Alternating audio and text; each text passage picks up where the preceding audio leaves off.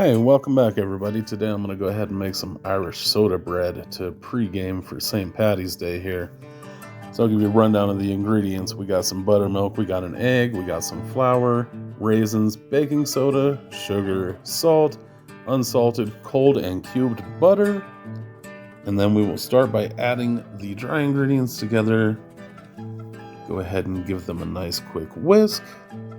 Get them all incorporated.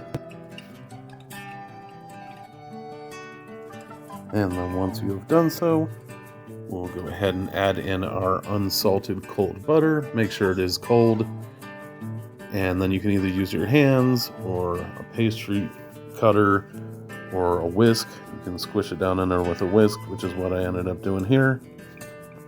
After you have that mixed in, we'll go ahead and get our wet ingredients going. Mix our egg with our buttermilk. Go ahead and pour it into the flour. And then it's time to get the goo hands. Not that goo, I'm not talking about that goo, I'm talking about dough goo.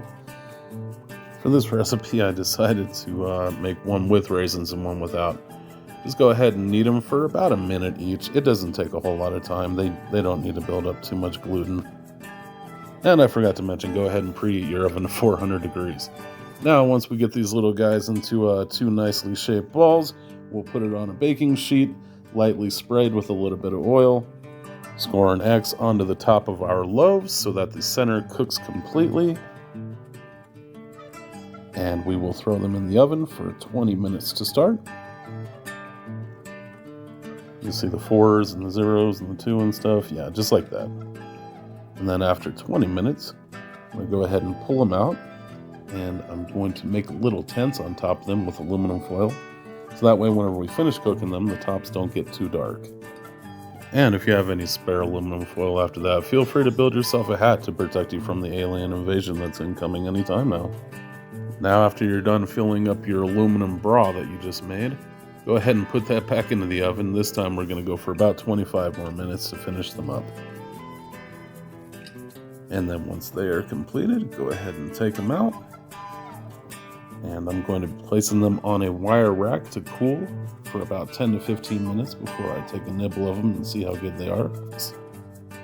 And don't be stupid like me, use a spatula, not your hands, because that did hurt.